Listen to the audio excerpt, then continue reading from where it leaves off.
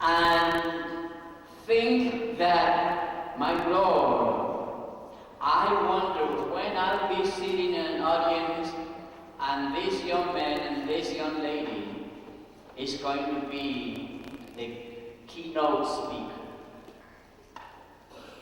You know something?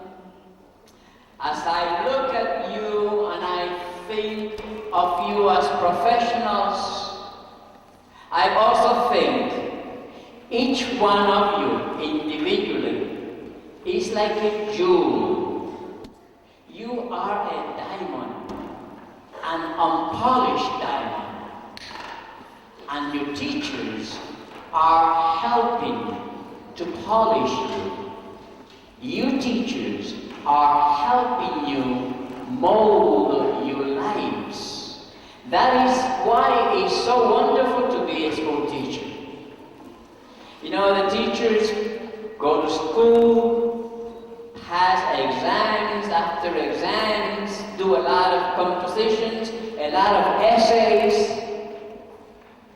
and then they go to college and they get their degrees in teaching and they become masters in certain fields. And then you know what they do? They pass on to you what they learned through the years. So I think it's proper for you all to stand up and give the teachers of school number 15 as well as your principal a big round of applause. Put yourself and stand up and let's do both the teachers.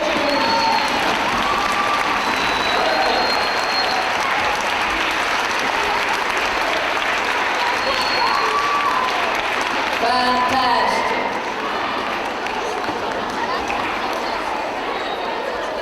You know, you're going to be hearing from 3 people today. They're going to tell you about how difficult it's been for them to reach the level of success that they have reached. But you know, behind each one of them, once there was a teacher helping them. And that's why I feel that it's proper to honor our teachers. And it's also proper to honor yourself. And the way that you honor yourself is by understanding one very important thing in life.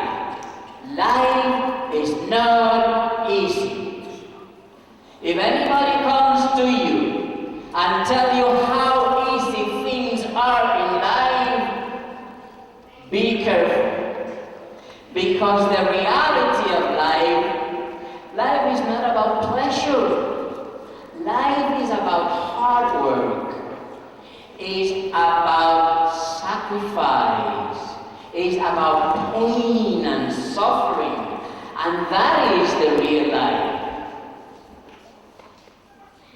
Now sometimes we feel that we could get things for nothing, or that we could do A or B or C very easily. No, that's not the reality. Let me ask you a question. How many of you have dreams? Terrific. You should all have dreams. But I'd like you to understand one thing. You have to sit down and reevaluate what you think are your dreams. Because it may be that it's not dreams that you have. It may be that you have a wish, and a wish and a dream are 2 different things. A wish is a myth. It's something that may or may not happen. A dream is something that you organize to go after and make it become a reality. I've always wanted to talk to kids, and I worked for it very hard. And finally, here you. Life is about choices, and you choose whatever it is that you want to be in life.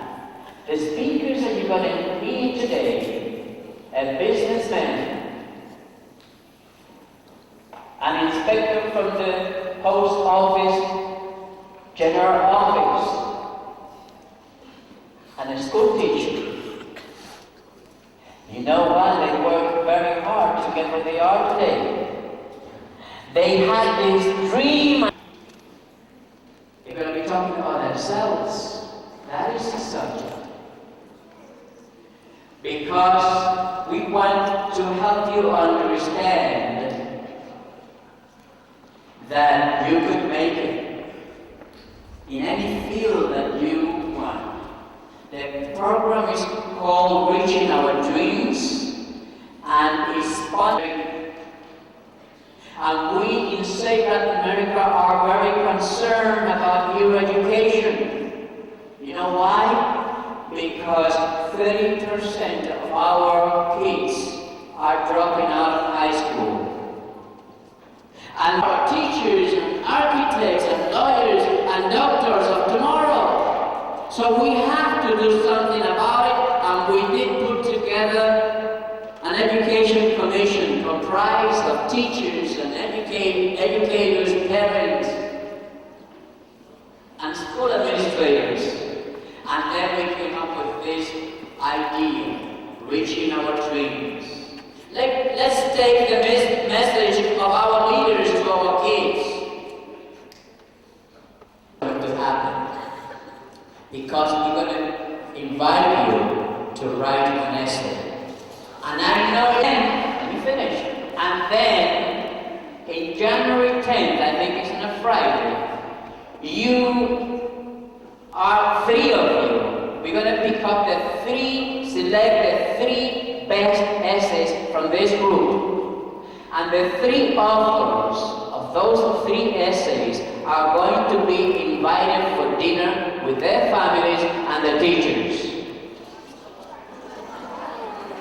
All right? What I want to know now, because see, I plan all these things, and a good business planner likes to plan ahead of time.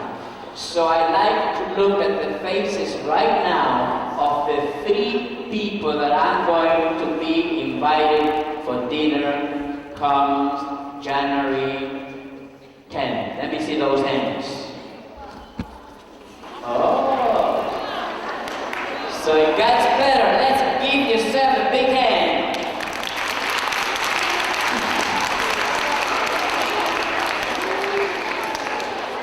Ladies and gentlemen, it gives me great pleasure to bring before you a young lady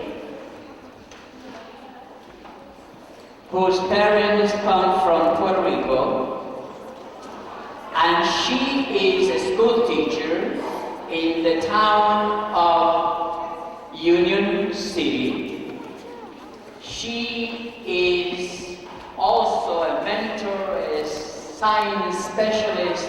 She is a pride of every Puerto Rican woman and every Puerto Rican man and every Hispanic in this country.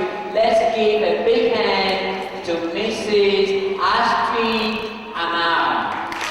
Astrid Amar. Let's give her.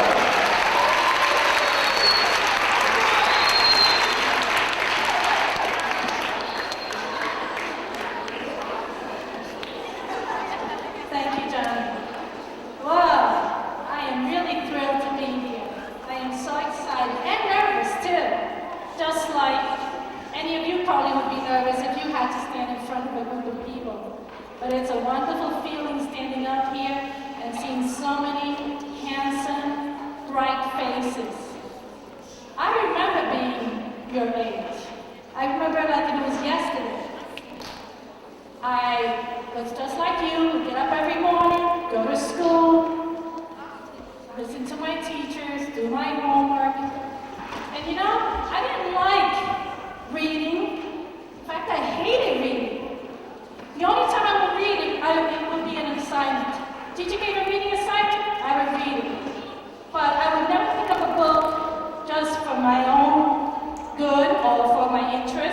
I didn't like reading newspapers, and I certainly didn't like writing essays.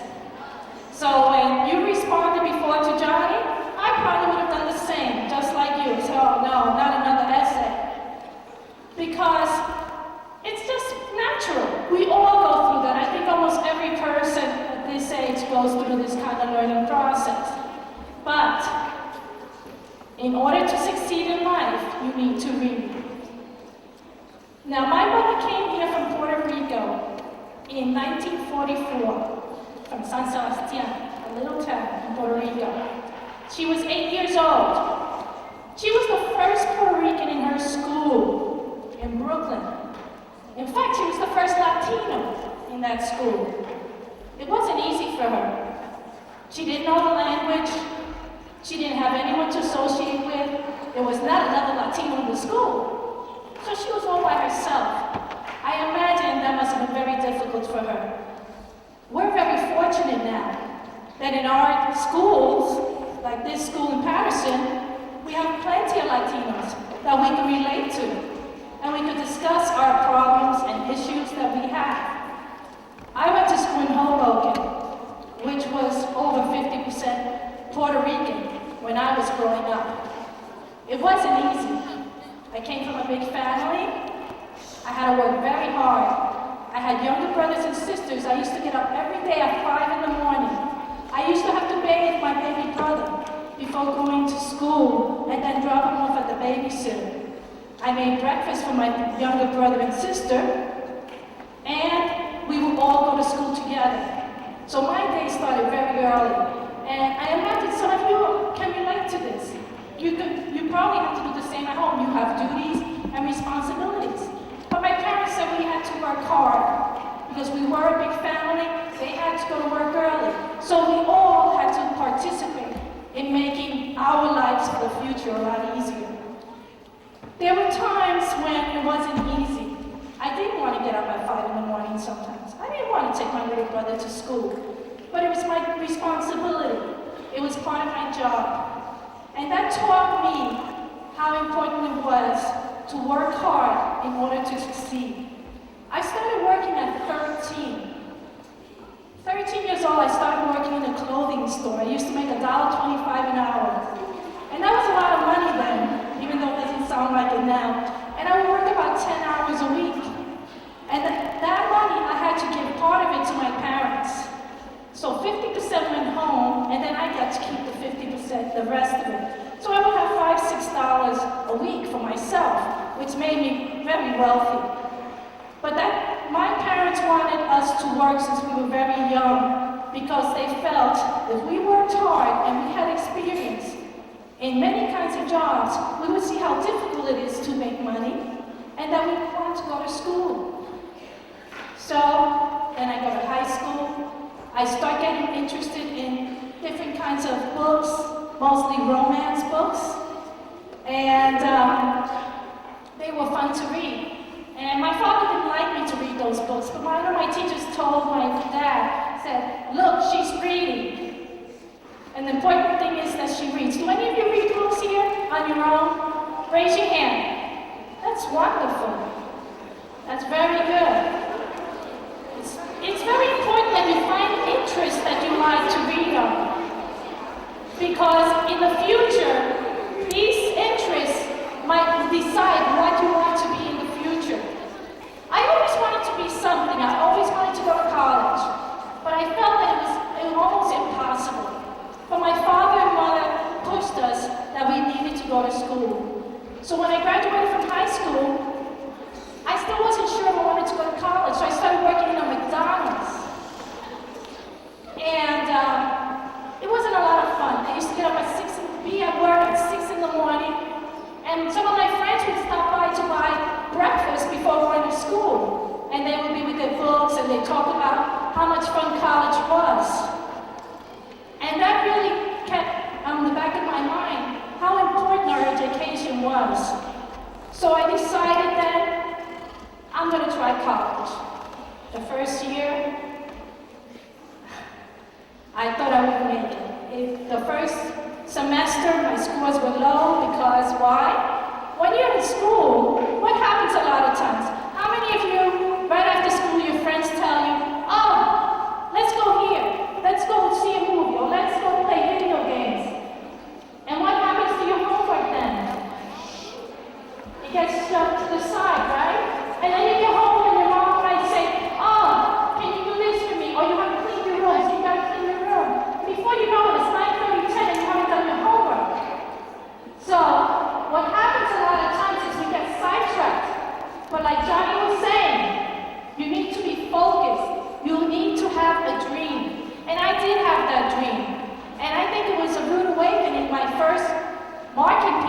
I saw the grades I got, and they weren't that attractive. And I had to sit down and really think about that dream of mine, of wanting to be a teacher someday. And I said, if I really want to be a teacher, I'm going to have to study. So I had to change some of my extracurricular activities. I had to decide if I would or would not go to a party on Friday night. What would happen if I did? And one of the things I want to give you as advice is always think of the consequences. Always think, because there's going to be a lot of parties, there's going to be a lot of time for hanging out, but you need to focus on your education. You're in school 180 days a year. 180. That means you still have practically half a year. You have half a year that you're not in school. So there is time for having fun, but you need to focus. And I learned that even in college. And one of the things that I liked the most was when I was in high school, I worked with parents, responsible people, graduated from college, have wonderful jobs. And many of them were just like you, sitting in an auditorium today, listening to people, listening to another assembly, but they listen to their dreams and they continue following them. I was very pleased to see that most of you have dreams and desires of being someone special someday. And you know what? You're my future. You, each and every one of you is my future, because you are the one that's going to be deciding my future when I'm an elderly person. And you know, I feel very comfortable today when I see your faces and I see how our future looks so bright. Because I could see from here that most of you have dreams and you are going to succeed in them. Like Johnny was saying, life is about choices. Today, you are going to be making choices. When you write those essays, think those blocks that are not allowing you to do those good choices. And always communicate with your teachers, because your teachers, they're here to help you. And I walked around the school for a few minutes before I came in here, and this school has such a wonderful, warm atmosphere that I know we're going to have successful leaders someday, very soon. Thank you.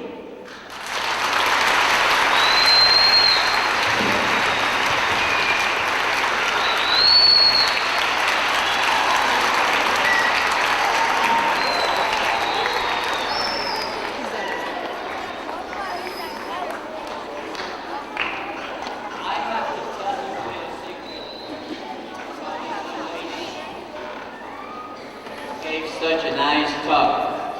See, she was supposed to be here at 9:30. She was delayed. You know why? Because despite the fact that as a child she used to work very hard, take care of her brothers and sisters and all these things, today she rode here in a stretch limo. Let's give her a big, big hand.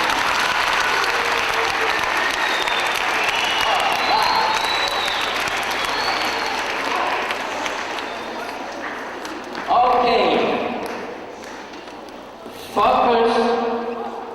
Think of what your dreams are, understanding that neither the color of Equatorial man, his name is, and he works in the area of Hoboken. He is our next speaker. Let's give him a big, big hand.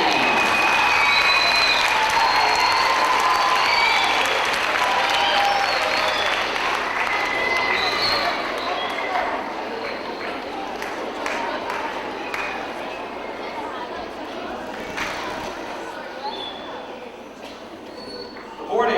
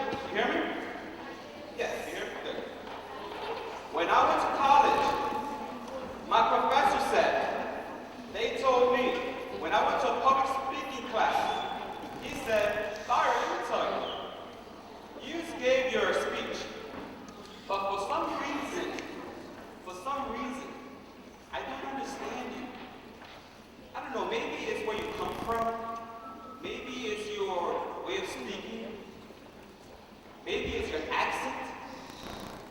And I was like, excuse me?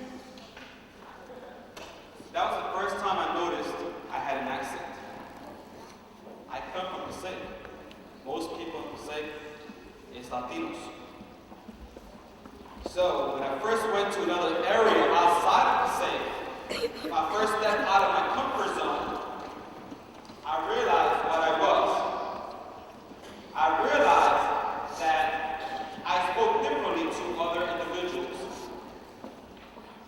Do you know what that means? Do you sense that? When you leave Paterson to go to school, and you will go to school, you will go to college. When you leave Paterson, it's a whole different world. Whole different world out there. And yes, you know, you can see BET every day when you go home. You can see BET. BET's great. Has some great videos, right? MTV's great as well. You see the top 10 every day. MTV, BET, whatever else you see. But it's funny, those artists, when I was young, and the big thing when I was young, he was big back in my time. He was hot. He was the thing. He was in the block. He was coming with I'm not saying anything that I'm not intentionally known by it. He was doing better rhyme. Now, when he's 30 and above, he's talking about getting education. Go to school. Because he knows that it was not easy just being a rapper, a music artist. It's downhill. Let's see. There's a quote that says, do not wait a single moment to improve your life. Do not wait a single moment to improve your life. I'm here, I'm not a public speaker. I'm not here a rap artist. I'm not a musician. So you will get your feet clapping and you're going to start getting my autograph when I finish. But I'm here eager to encourage you to find your niche, to find what you like. What do you like right there? What do you like to do? It's like her. Don't look at me. What do you like to do? Anything. You like to play ball? Okay, you want to be a basketball player? Okay, yeah. Well, that's a niche problem. In the game of sports. That's fine. Everyone does this. People like video games. People like to do hair. People like to listen to music. Yeah, she's touching your hair, right? You're like, okay. She's like, yeah, my hair look good. I know that. But it's a struggle, folks. Don't take it easy. It's a struggle out there. It's not easy growing up in the city. It's hard. I know when I was in high school, we had many friends. And you know, one day I was in the locker room. Let me tell you how naive and stupid I was. When I was at high school, one day I was in the locker room. No college, JV for gym. We were going to go play gym and go play football, whatever. One individual told me, here, please hold this for me. Another student told me, hold this. He just gave it to my pocket. I didn't think much about it. I did not know. My mom tried to, keep me so under her wing. I did not know any better. He gave me, this other individual, this other student, 3 packages to hold. I was like, okay. My heart was racing, but I was like, fine, I'll hold it. It was 3 packages of marijuana. 3 packages of marijuana, another fellow student. Why? Because if something happened, who will get blamed? I will get blamed. My life would have turned around. My life, right there as I know it, my mom would have beat my butt first. And then I probably would have gone to juvenile probation or what have you, if I would have had a quote that. You have to keep an eye out. Things like that. What did I do? I didn't know any better. I helped them. Right? But if I would have known better, I would have given it right back because they would have been a mile behind on the line. It's not simple living in the city. And I'm saying that doesn't happen in suburban areas, but it's a struggle. It's a struggle every single day to realize your dream. Right there, that little moment right there could end it or prevent me from striding me away from my dream, my dream to succeed. I wanted to be a teacher one day. I got my certification to teach. I'm not teaching right now because I'm doing something else that I'm interested in, which is fine. You can do something now that you probably say, I want to be a basketball star. I want to, play video games. I want to do hair, whatever. Later on, maybe you find something else. As long as you do something that's in your heart, and you struggle, and you fight to live your dream. I don't know, that's all my time, but I thank you for listening, and I hope that can read some good essays, and I'll see you on January 10th. Thank you.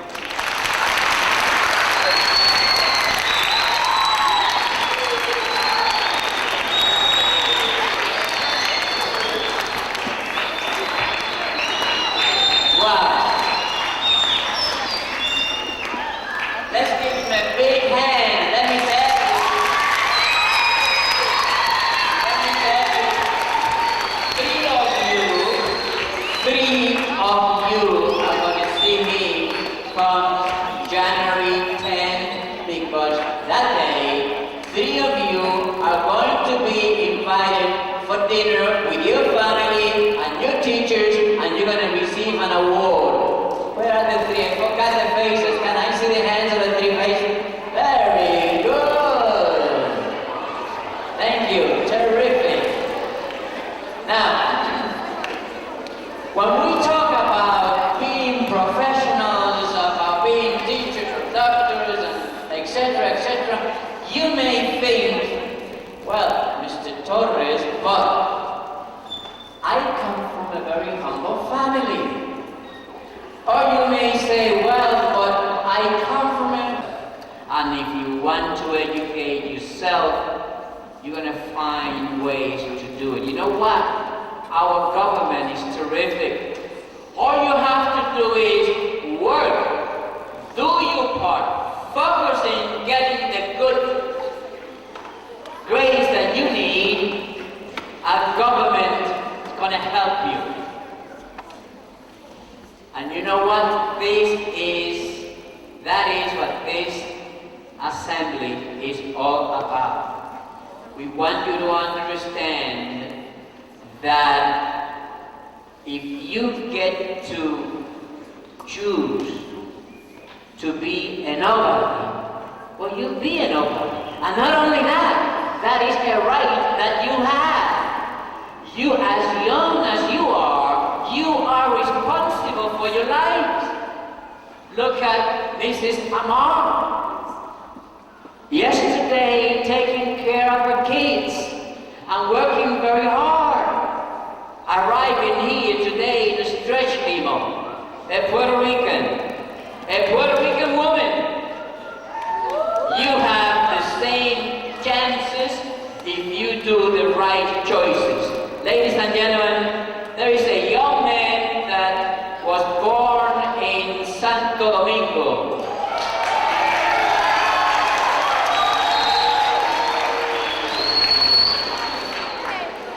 Mr. Michael Encarnacion, a young man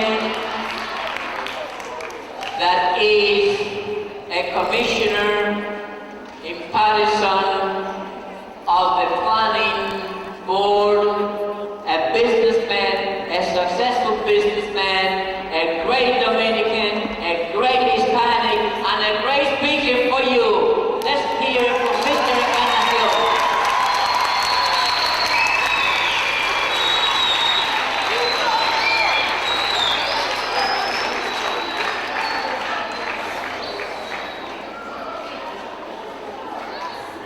Thank you very much. So first of all, I gotta tell you that I have an accent, very hard accent. I came for the first time, I come over here in 1987. So I want you to put attention if you want to understand what I'm saying, okay? First of all, as he said, my name is Michael Encarnacion. I come from the Dominican Republic. You know Dominican Republic. It's a little island in the Caribbean. But besides that, I come from the south. I come from the south. The south, San Juan de la Maguana, that's the name of my city, San Juan. Far from the south, My city is about 5 hours from the center of the island, from Santo Domingo, the capital. Santo Domingo is the capital. The entire island, the name of the entire island is the Dominican Republic. So we are called Dominicans, okay? When I first came here in 1987, I was 23 years old. So I was grown already. I was going for my doctorate degree in law, okay, at that time. I came here for the first time, and when I came over here, I really got impressed, very impressed with the development of this country. Because we didn't have, over there in the Dominican Republic, we didn't have like electricity 24 hours. We have electricity 3 hours, and then blackouts for 10 hours, and so and so. So I really got very impressed when I saw how the lights were bright here, so bright in this country. I really said, oh my God, this is a great country. I gotta tell you, first of all, when I was a little child, in my we had a home, right? My father and my mother and my 3 brothers, 2 brothers and 1 sister. We were cuatro, okay. Yes, and in my house, we had 2 bedrooms. One for my mother and my father, and 1 bedroom for the 4 of us. Is that correct? The 4 of us, los cuatro. We had 2 beds.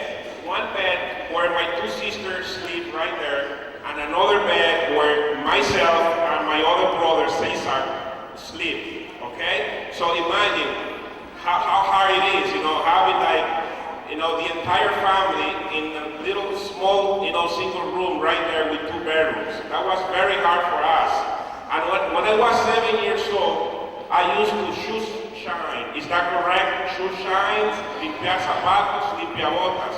That was very, very exciting for me, because I really was making some money.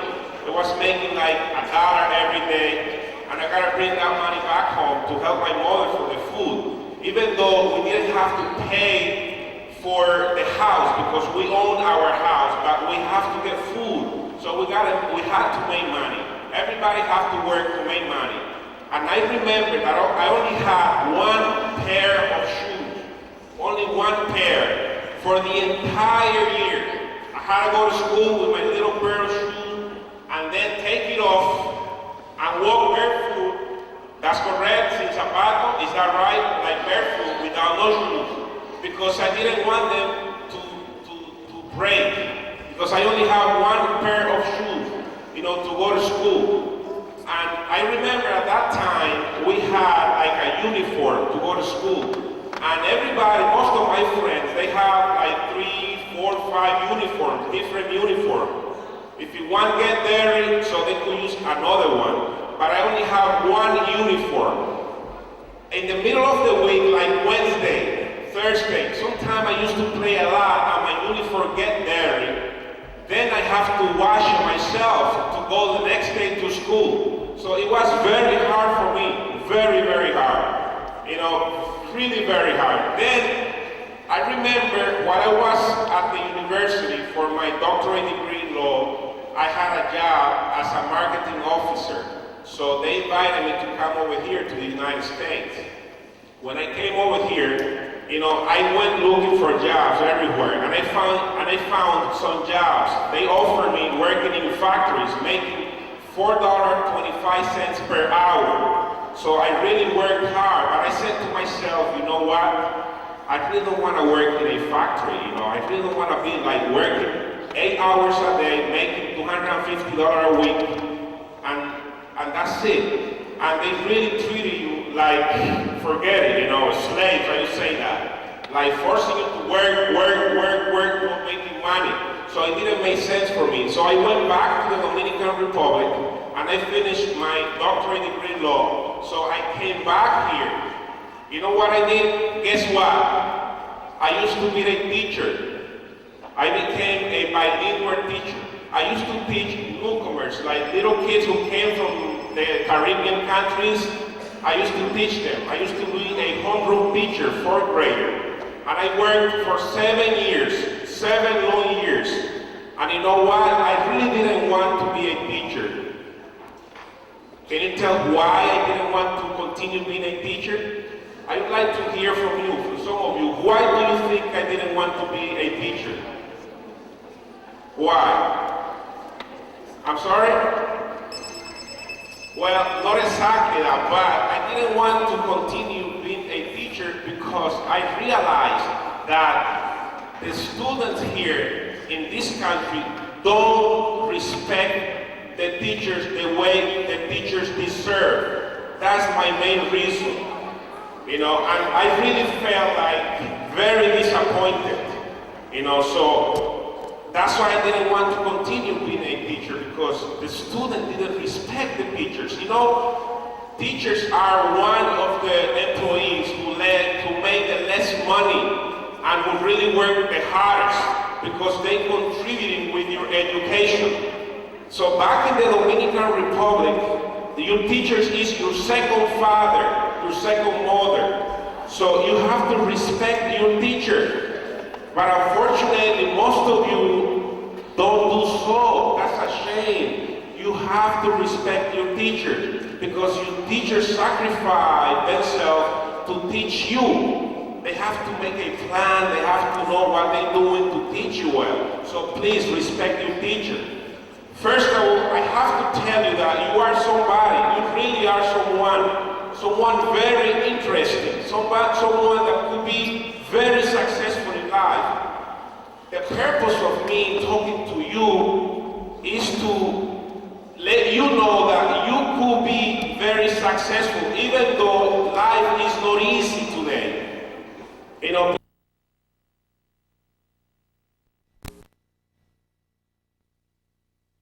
So I started selling houses. So I'm a broker. I'm a real estate broker. I'm the first Dominican real estate broker in the area.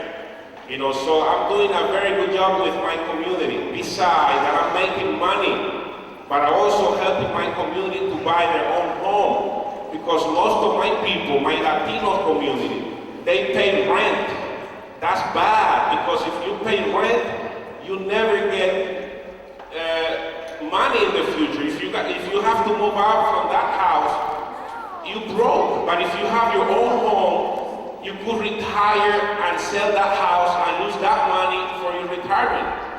So that's what I'm doing right now. I'm helping my community to buy houses. That way they don't have to pay rent. And besides that, I'm a planning board commissioner.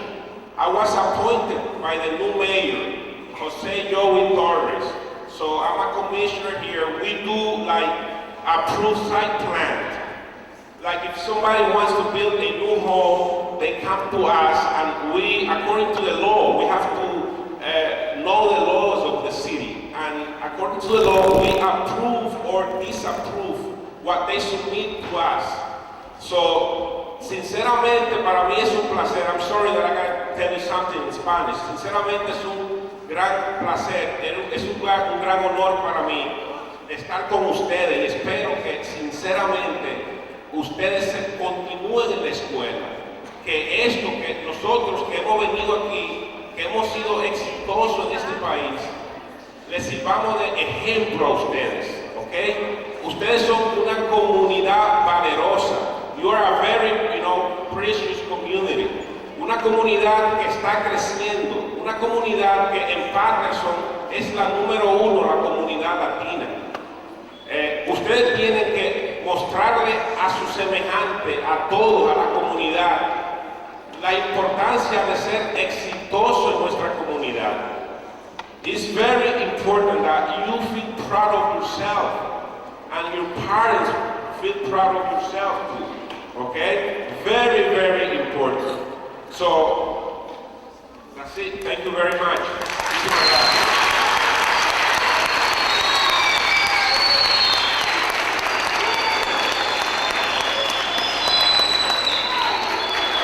Well, ladies and gentlemen, you see what education could do for you. Mr. Encarnacion came here without a real college education, and it wasn't so good for him in this country. He went back to his country, he got his degrees, and he came back, and things are now different. this is the message that we want you to take home with you. It's all about education. It's not about being the macho. It's not about, demanding from mom and pop the $200 sneakers or the brand name clothing. That doesn't help you. What helps you is your education, your good grades. I'd like to call to the front Mr. Bustos and Mrs. Amar. Come up to the stage, please.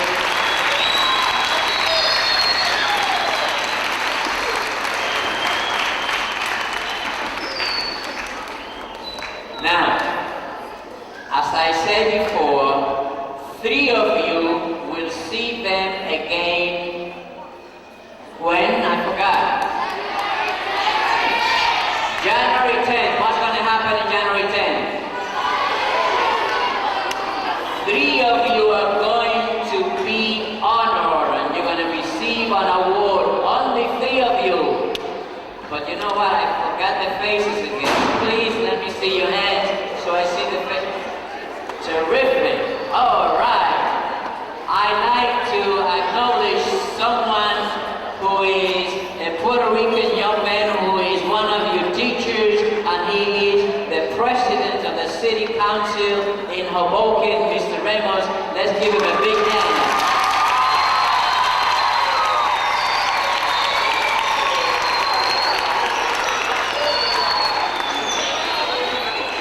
In conclusion, I'd like to say that I hope that you made your mental notes. And we're not joking. 3 of you will be invited for dinner come December 10th. And you're going to be invited with your families. And you're going to be invited with your principal and your teachers. And the 3 Hispanic leaders will be presenting a plaque to each one of you. Ladies and gentlemen, I hope, if anything, that today you go home thinking of only one thing. Life is about choices, and you can choose whatever you want to be in life. You also must understand that you could go as far as you want in life because you do have the capacity to develop whatever skills you want. If you want to be a doctor, you could be a doctor. Work for it. Please understand, and this is something else that you should take with you. Life is about hard work, pain, suffering, and sacrifice. Nothing else matters before you get to these levels. Ladies and gentlemen, you've been a terrific audience. I'd like to turn the floor back to your principal, Mr. Rodriguez. Let's give Mr. Ortiz, let's give him a big, big hand. Thank you very much. Students, I'm very pleased with your behavior. Now, I know we have to back to our regular hours. 8th grade teachers in the back, please, next to first. And as quietly as we came in, as quiet as we leave. I would like first